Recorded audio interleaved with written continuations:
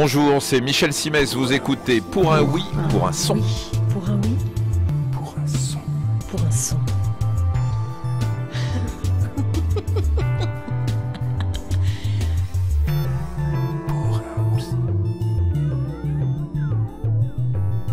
Pour un oui, pour un son. Bertrand Michaud, Alexandre Lemierre.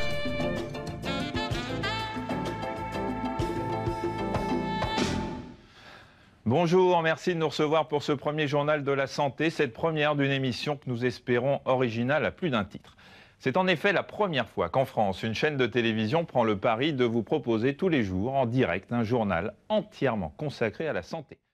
Bonjour, merci de nous avoir rejoints pour le magazine de la santé en compagnie de Marina Carrère d'Ancos. Bonjour. Tout le monde est là. Tout le monde est là, elles sont là toutes les trois. Bonjour à tous. Au sommaire de l'émission, notre pédiatre qui va vous aider à préparer votre départ en vacances si vous avez des enfants. Nous parlerons aussi droit des malades avec Christian Saoud et on s'intéressera largement au tabac aujourd'hui. Vous nous accueillez aujourd'hui sur le plateau, justement, de votre émission de télé. Ouais. Donc ça fait...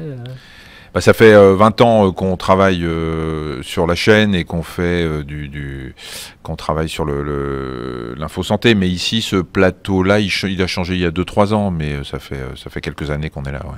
C'est dans un petit appartement. Oui. Exactement, c'est très chaleureux. Il faut que ce soit cosy, il faut que les téléspectateurs qui nous voient aient l'impression de rentrer chez nous, qu'on ait nous l'impression de rentrer chez eux, que ce soit pas un plateau froid, parce que la santé, c'est déjà... D'ailleurs, c'est drôle parce qu'il y a quelques années, on avait changé complètement le décor, on avait fait un décor qui était assez froid, assez clinique, très moderne, et on avait perdu beaucoup de téléspectateurs parce que ça collait pas au ton qu'on voulait donner à l'émission, c'était trop difficile, en plus pour des sujets santé.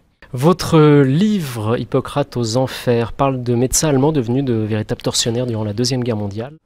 Quand on les voyait arriver, on courait se cacher. Là-bas, vous voyez, juste là-bas. On se pressait tous pour qu'on ne nous voie pas. Ils nous mettaient des gouttes dans les yeux. Je ne comprenais pas pourquoi au début. C'était pour rendre notre iris bleu. Mais bien sûr, ça ne marchait pas. Ça me rendait aveugle durant plusieurs jours et j'avais très mal aux yeux. C'est sans danger. L'ange de la mort de documentaire. C'est à moi que vous parlez. C'est sans danger. Il y a la traque des nazis. Qu'est-ce qui est sans danger? C'est un documentaire C'est sans danger. suisse. Je comprends pas. Non, français. Ouais, c'est bien parce que je voudrais le voir. À la prison de Landsberg en Bavière, les Américains pendent des médecins.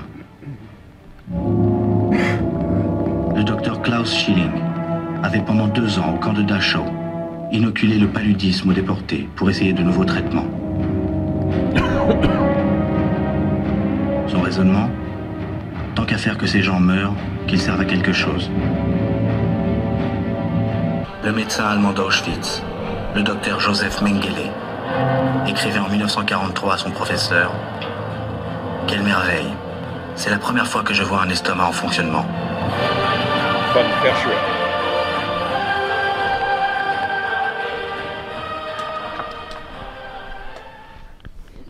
C'est violent, hein? C'est fait pour. Ouais. Votre volonté au départ, c'était de témoigner en écrivant ce livre. Vous écrivez au tout début un mot, un sentiment, une injonction qui me vient brutalement ce jour-là, en même temps qu'un sentiment d'indécence.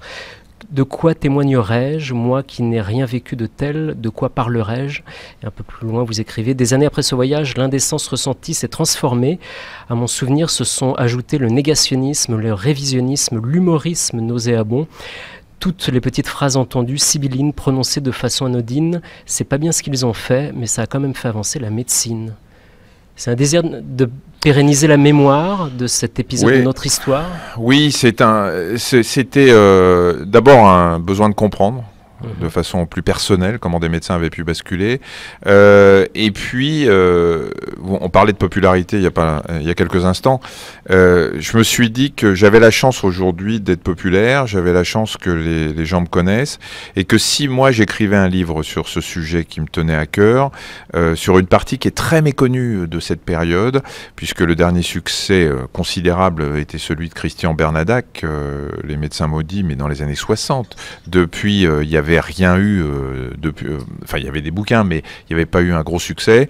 Je me suis dit que parler d'un sujet peu connu, dans lequel j'ai un peu d'expertise, et qui plus est avec, grâce à, pardon de ne pas être modeste, mais grâce à cette popularité, plus le fait que ça étonnerait les gens de me voir parler de ça, parce que c'est vrai que tout le monde m'a dit, mais vous qui arrêtez pas de déconner dans la vie, comment vous pouvez écrire un sujet aussi difficile? Je me suis dit, voilà, si ça peut toucher, parce que le but il est là, le but il n'était pas de vendre des bouquins pour gagner de l'argent, le but il était là pour, il était d'essayer de toucher le maximum de gens pour qu'on rappelle sans arrêt. Vous savez, j'ai une phrase d'Henri Borland, qui est un déporté, qui a écrit, il faudra sans cesse rappeler que cela fut.